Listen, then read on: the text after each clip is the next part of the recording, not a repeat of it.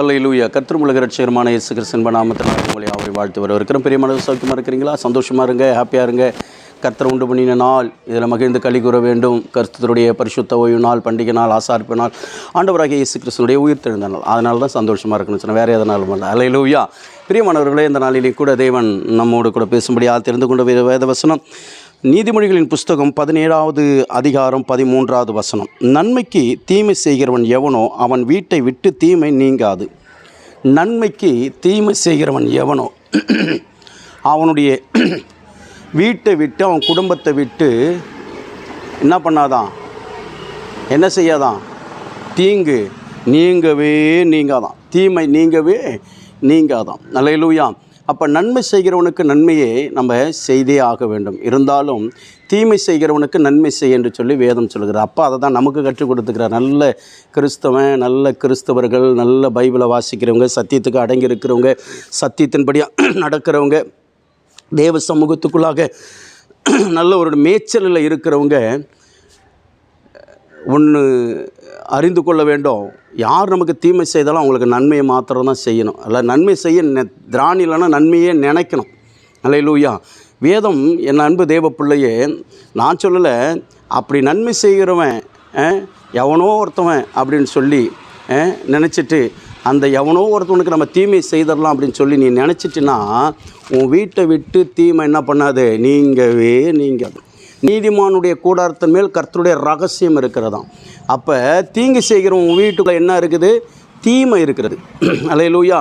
அந்த தீமை நீங்கவே நீங்காதுன்னு சொல்லி யோசேப்பு சொல்கிறாரு. நடந்து வருகிற பிரகாரம் நீங்கள் எல்லாம் எனக்கு தீமை செய்தீங்க, ஆனால் கர்த்தர் அதை எனக்கு நன்மையாக மாற்றினார். அல்லேலூயா. அப்போ நீ ஒருவனுக்கு தீமை நன்மை செய்கிற ஒருவனுக்கு நீ தீமை செய்தால் கூட அந்த தீமையை கர்த்தர் நன்மையாக மாற்றுவார். அல்லேலூயா. ஆனால் நன்மை செய்கிற ஒருவனுக்கு நீ தீமையே செய்துக்கிட்டு இருக்கிறன்னா, அல்லேலூயா, தொடர்ந்து கர்த்தர் நீ செய்கிற தீமையெல்லாம், நீ செய்கிற தீமைகள் எல்லாம் அவனுக்கு நன்மையாக மாறும். ஆனால் உன் வீட்டை விட்டு என்ன மாறாது, தீமை ஒரு நாளும் நீங்கவே நீங்காது, மாறவே மாறாது. அல்லேலூயா. அப்போ நம்முடைய வீடு கர்த்தருடைய சமூகமாக இருக்க வேண்டும், கர்த்தர் ஆளுகை செய்கிற இடமாக இருக்க வேண்டும். அல்லேலூயா.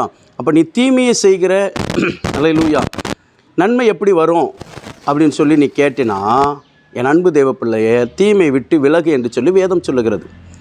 உன் தீமையை விட்டு விலகு என்று சொல்லி, நான் தீமை தான் செய்கிறேன், எனக்கு நன்மையே வந்துக்கிட்டு இருக்குது அப்படின்ட்டு நம்ம ஒரு வேலை நினச்சாலும் ஒரு நாளில் வரும், அந்த தீமை என்கிற பாவம் வீட்டு வாசப்படில் படுத்திருக்கும். அல்லேலூயா. எல்லாம் வீடு தான்.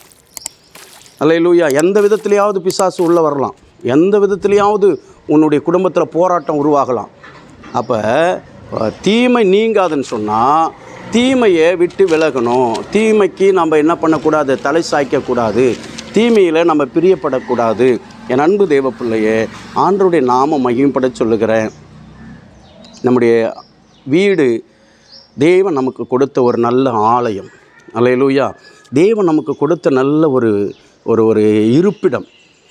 அதில் நம்ம என்ன பண்ணிடக்கூடாது, தீமையை சேர்த்து வச்சிடக்கூடாது. அதனால் ஜாக்கிரதையாக இருப்போம். யார் நமக்கு தீமை செய்தாலும் நாம் நன்மை செய்வோமே. அல்லேலூயா. நன்மை செய்ய கற்றுக்கொள்ள வேண்டும். அவர் நன்மை செய்கிறவராகவே சுற்றித் திரிந்தார். ஆகையால் உன்னை விட்டு நீங்க வேண்டும், தீமை நீங்க வேண்டும். நான் ஏசப்பாவை பிடிச்சிக்கோ, ஏசப்பா பிடிச்சிக்கோ. நீ தீமை செய்கிறத நிறுத்திட்டு பிடிச்சிக்கோ. நீ தீமை செஞ்சுக்கிட்டே ஏசப்பாவை பிடிச்சிக்கிட்டு இருந்தேன்னா ஏசப்பா ஒரு நாளில் உன்னை கை விடுவார். ஏன்னா தீமையை விட்டு நீ விலகுன்னு சொல்லி. அப்புறமேட்டு ஏசப்பா நல்லவர் இல்லை, வல்லவர் இல்லை, ஏசப்பா எனக்கு பிடிக்காது, ஏசப்பா எனக்கு தேவையில்லை அப்படின்னு சொல்லிட்டுனா, அல்லேலூயா, நஷ்டம் ஏசாமிக்கு இல்லை, உனக்கு தான். அல்லேலூயா, உனக்கு தான். அதனால் வேண்டாம், அந்த தீமை நமக்கு வேண்டாம். விட்டு விலகுங்க, நன்மை செய்யுங்க. நன்மை செய்து பூமியை சுதந்திரித்து கொள்ளுங்க. அப்போது நம்ம வீடும் நல்லாயிருக்கும், உன் நிமித்தம் உன்னுடைய குடும்பத்தில் இருக்கிற அத்தனை பேரும் நல்லா இருப்பாங்க. நீ யாரோ ஒருவர் குடும்பத்தில் செய்கிற தீமையினால் குடும்பம் முழுவதுமே இன்றைக்கு தீமைக்குள்ளாக இருக்கிறது. அந்த தீமை உன் கண்ணுக்கு இப்போ தெரியாது, உன் சந்ததியினுடைய கண்ணுக்கு தெரியும். அப்போ தான் உனக்கு தெரியும், நம்ம அன்றைக்கி தீமைக்கு என்ன பண்ணுறோம், தலை வணங்கினோம், தீமையை செய்துக்கிட்டு இருந்தோம், நன்மைக்கு தீமை செய்துக்கிட்டு இருந்தோம். அதனால் நமக்கு இப்படி இருக்குதுன்னு சொல்லி ஒரு நாளில் நீ அறிஞ்சிக்குவ. அதனால் இப்போ ஆண்டவர் சொல்கிறாரு, விட்டு விலகுப்பா அப்படின்றாரு. உன் வீடு கர்த்தருடைய ஆலயமாக இருக்க வேண்டும். அல்லேலூயா. உன் வீட்டுக்குள்ளாக ஆவியானவர் ஆளுகை செய்ய வேண்டும். ஏசாமி உன் வீட்டுக்குள்ளாக இருக்க வேண்டும். அதனால் பாவத்தை உள்ளே சேர்த்து வச்சிடாத. நீ தீமை செய்தனா அது பாவம் உன் வீட்டு வாசலில் படுத்துக்கிட்டு இருக்குதுன்னு அர்த்தம். அல்லேலூயா. அதனால் அதெல்லாம் விட்டு விலகு, நன்மையை செய், பூமியை சுதந்திரத்துக்கொள்ளு. காலம் கடைசி காலம், என்ன நடக்குது என்ன போகுதுன்னே தெரியல. அப்புறம் நடக்கும்போது அப்புறம் யோசிக்கணும். அதனால் இப்போயே என்ன பண்ணுவோம், நன்மையை செய்வோம், சுதந்திரத்துக்குள்ளும் பூமியை. கர்த்தர் நம்மை ஆசீர்வதிப்பார். ஜெபிப்போம். மகா இரக்கம் கிருபை நிறைந்த நல்ல ஆண்டவரே, நன்றி துதிக்கிறோம்.